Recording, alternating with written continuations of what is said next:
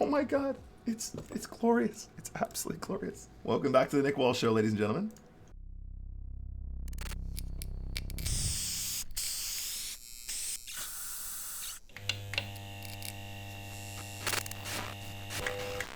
Hello, everybody, and welcome back to the official PokerStars channel. My name is Nicholas Walsh, and we are live once again on PokerStars Central for some spin and go action. Come on, Ace Jack, do me good. You can call if you have Ace 7. That's probably okay. It's probably not the worst call. I think that's probably fine. I think it's probably even GTO, in fact. We're calling the shove here for sure. If he limps, we're going to jam. Pretty clinical so far, guys.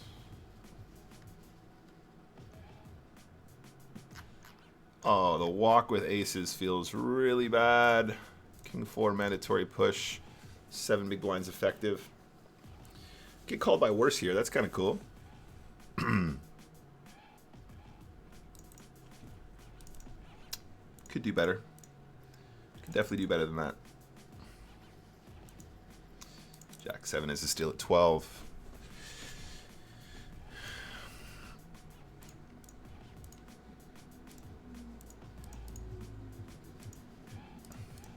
Do we ever check raise this board? Nah, not really.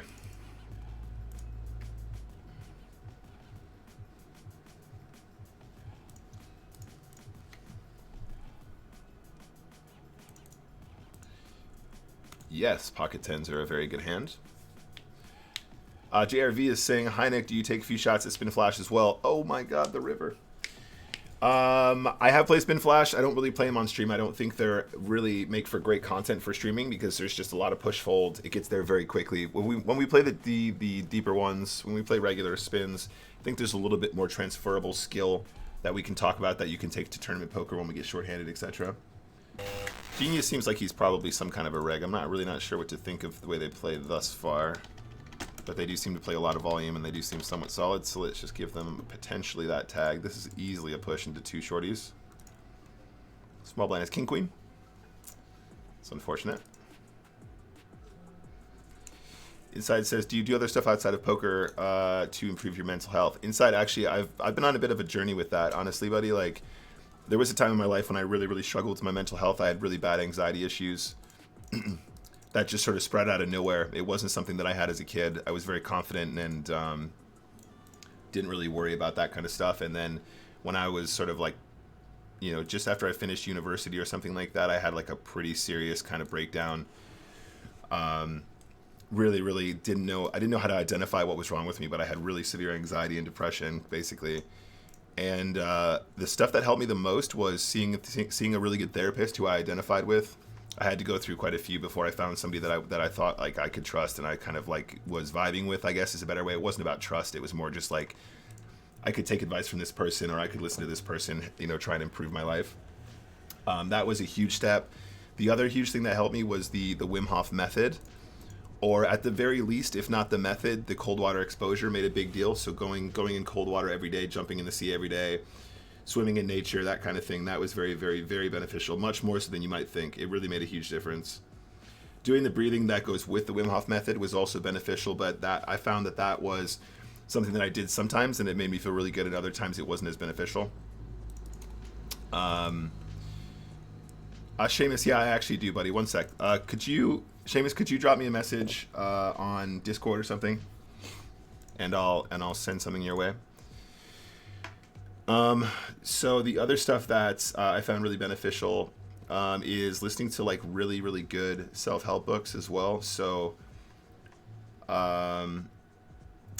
you know, it depends what flavor you'd prefer, but like I'm listening to one right now from Jay Shetty that's called Think Like a Monk or Act Like a Monk or something like that. That was really cool so far. I'm only just started it, but it's got lots of good stuff in there. Look at this turn, you guys. It's absolutely glorious. I don't think we even bet here, honestly. We're going to have the best hand a lot of the time. He can represent the straight now on the river if he wants. Just put in a small raise. Hopefully he calls with 3 pair. With 2 pair, excuse me. Generally speaking, like I'm trying to do more breath work and meditation stuff as well, which is probably like more advanced than from like what you would get from the Wim Hof method or whatever. I think that's very cool. And of course, just going to the gym as well. It's really annoying, but like, they're like, yeah, why don't you go to the gym? That'll make you feel better. It really makes a huge, huge difference. It actually is like your entire disposition changes when you go to the gym frequently. It's crazy. And it's really annoying because I don't really love going to the gym. But when I do, my mental health improves and also my poker improves drastically, very drastically. Like I actually did an experiment sometime like a year ago, 2 years ago, where I was comparing my weeks where I was going to the gym and the weeks where I wasn't, and the difference is like night and day. And it was like undeniably true. It's undeniably true that my results improved like very significantly, very, very significantly. I think I just like check jam here, guy. I don't know. Check jam is like, we're going to get so many folds, and then obviously we have the draw, and we're just like at this weird stack depth. There's only about 4 big blinds in the pot once I call, so I think this is fine. We just don't want him to have a jack, basically. And even if he does, we still have outs, right? But if we can get an 8 to fold, a 4 to fold, it's massive. If we can get ace high or king high to fold, it's massive. So I think the check jam is really, really nice there, but, you know, running into 2 pairs, just like, welcome back to my life. Welcome back to the Nicholas Walsh show. King? Oh my god. It's glorious. It's absolutely glorious. Welcome back to the Nick Walsh show, ladies and gentlemen. Oh my god, ace king of diamonds. 3-way all in first hand. Big flop. Bad turn. Gotta start winning some all-ins, guys. Seriously, man.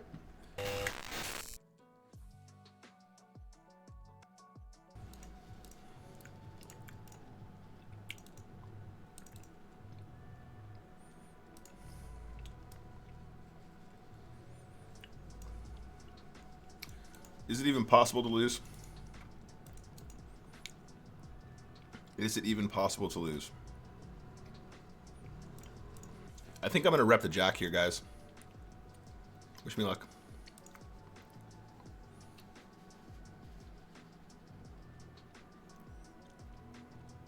I feel like he's going to have a 7 here. And I feel like that can definitely fold.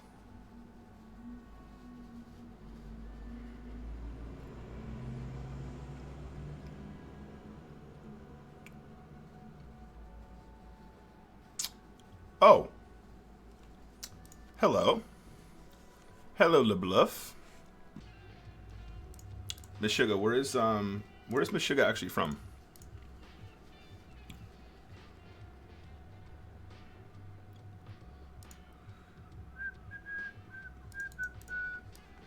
I think we lead turn here. The deuce is very innocuous. Doesn't feel like he's going to give us too much credit for that. And then on the river, we just go small again. We want some hero calls from like 3s and 4s still. If we get raised, it's kind of weird, right? But trying to figure out. I think we're still calling, right? Like, I don't know. Doesn't this feel a little bit despo? Could have a straight espos, but whatever. Yeah. Feels somewhat despo to me.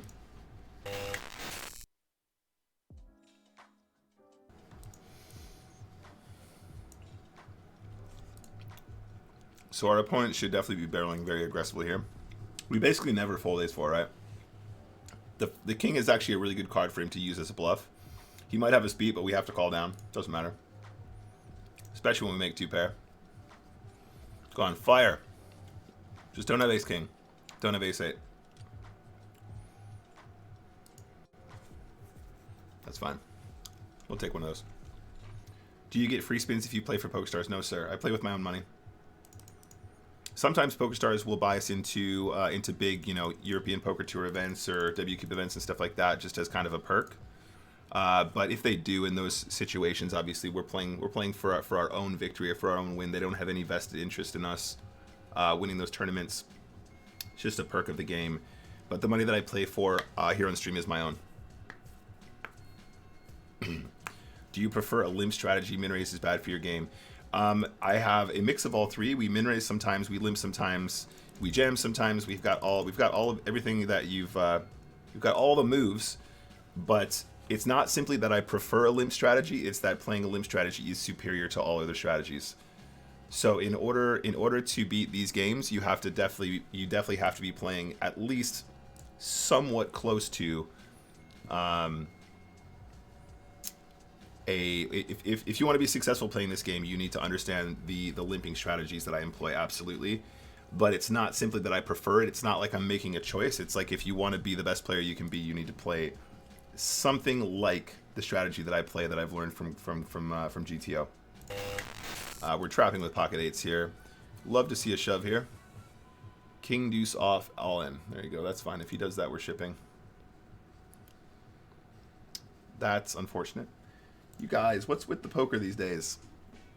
Nice. That's lucky, but it's just like, oh man, honestly, these last couple weeks have just been like cold deck galore. It looks extremely daunting. It looks very complicated, and there is a lot to memorize, but it's not as complicated as you think, and hopefully my work on what I'm going to release in the future will simplify that a lot. Tourneys over cash games for beginners like me. I mean, I'm playing poker since I was a kid, but I just can't get nice money from it. I keep on depositing 50 and 50 over and over. What am I doing wrong? I mean, dude, there's so many ways to answer that question. I would love to help you with that. But like I said, poker is such a complicated thing. Like, there's so many things that can be going right or wrong. Like, having this conversation just now with our friend Eli, like, it sounds like it might just be a bankroll issue. There are so many ways that things can go right / wrong, and all of the pillars need to align in order for you to be successful. Do we ever shove this turn? I mean, he seems very confident about his hand, right? For him to barrel this turn so confidently, I think we just get it in. Could have a hand like 8-9, maybe 8-7. That's exactly the kind of combo that we were talking about. Yeah, that one. Also, Fuzz, you're talking about playing tournaments over cash games. Tournament poker is ridiculously high variance. It's way higher variance than people give it credit for. And if you don't have enough binds and you're playing games on stars where there's so many runners, like, you're not giving yourself the opportunity to succeed in many cases. You know, you need to give yourself the runway in order to play enough volume to even realize the value of your play in the first place. Like, you know, and that's assuming that you're already in a spot where you're going to be crushing. But a lot less likely he's trapping with overpairs once he slows down on the turn again. Check flop, checks turn. Brah. You can call if you have ace-5. No, ace-6 I prefer. Whoa. King-jack is definitely the right call. Let's go. Yo, 19DM, what's up? 1989, that was the year I was born, brother. Brother. Alright.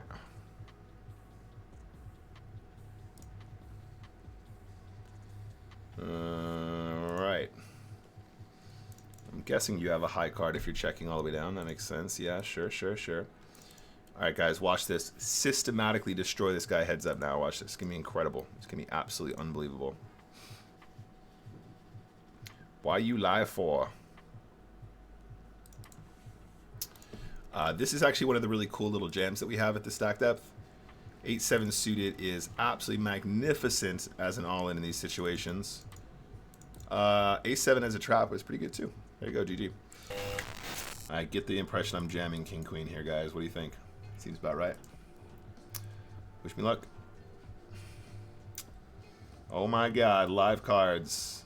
Live from Las Vegas. Oh my god, the run good. Let's go. Absolutely love to run good in poker. It feels so good. You're making me crazy.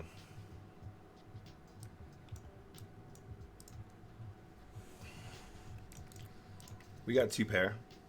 Put in a nice big raise here. Behind you, the time is 3:18 p.m. You're making me crazy.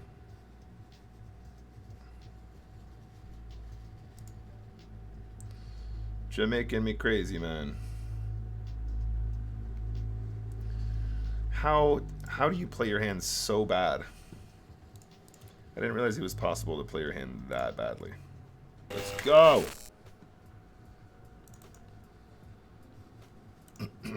Okay, fair enough. Diamonds. Ace. It's not allowed. Guys, that's not allowed. Why? That doesn't make any sense. Why would you do that? Why would you win that pot? That doesn't make any sense. I wanted to win this game. I was actually really excited about winning this game.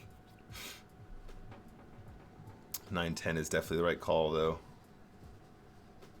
Let's go. The comeback is real.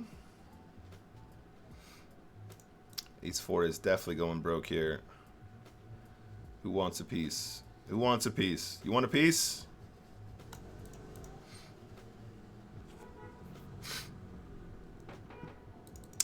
Not even a sweat. All right. Uh-huh. That's a pretty good looking flop if I do say so myself. Oh my god, the straight flush draw. Is this a potential street flash, you guys? Is this a potential street flash?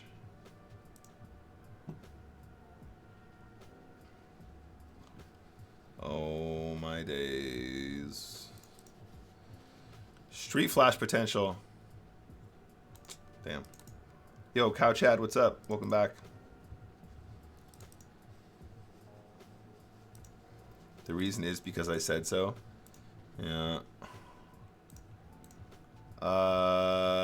Yeah, we bet the flop here. That's fine. 7. I think we have to bet the turn, though.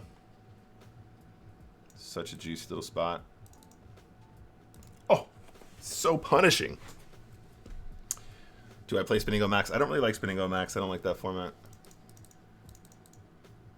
The box picking is maybe like the most tilting thing I've ever seen in my life.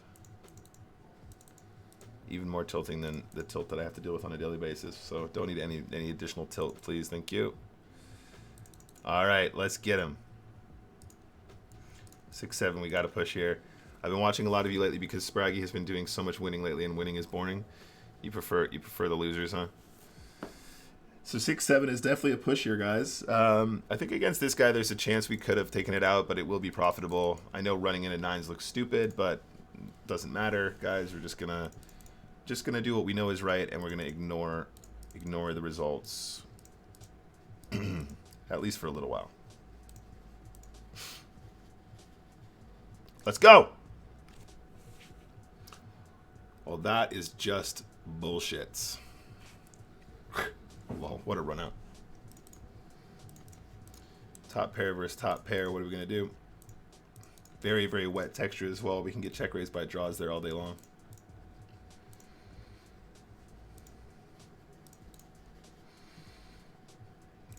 Come on, Chris. You're killing me here.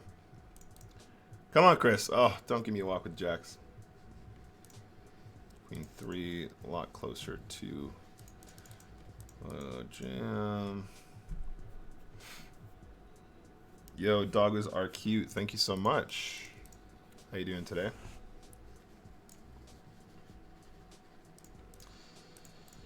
Eight, 6 off. Take me to the races.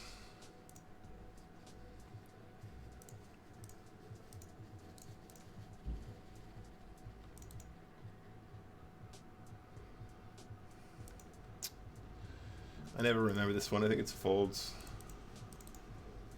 Big blind, 10-4 off is not a good hand. That might be a call as well, but it's really close. King, queen, yes, please. The comeback is real. Comeback is real. Anything but a jack. Nice. The box picking is worse than watching the spinner. I mean, the spinner just always does the same thing. You don't have to worry about it, right? Trap of the century. You guys ready for the trap of the century? If this guy has an ace, I will absolutely pay him everything forever. Forever and ever and ever. I don't think it's possible to lose from here. Literally impossible. Would you like to come to my house? Well, you're not invited. Go away.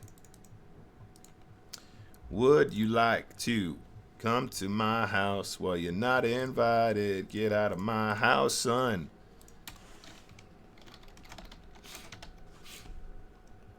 I would love to invite you to my house. but I'm sorry. You're not invited because I got pocket threes. 1 overcard, that's too easy. Let's go. Putting in the bag. But yeah, guys, I'll say it again. If you guys don't already follow me on social media, please hit me up today. Just go do it now. It's a huge support to my project and what I'm trying to work on with PokerStars. It means I get to hang out with you guys more often here. So, you know, go and hit the follow button. It makes a difference. But that's it, guys. I love you all very much. I hope you have a fantastic weekend. If you want to keep up with what I'm doing, once again, just follow me on social media. I'll post a bunch of stories and let you guys know what Edinburgh is like. And European Poker Tour is not that far away. They're going to be doing loads of commentary and hopefully a couple events there as well. So if you want to see how we're getting on and if we're winning any money, let me know. Speaking of money, I think we did end up very slightly up today. I think we probably ended up winning about $100 today after everything was said and done, which isn't too bad. But that's it, guys. Love you very much. Enjoy the rest of your weekend. Ciao for now.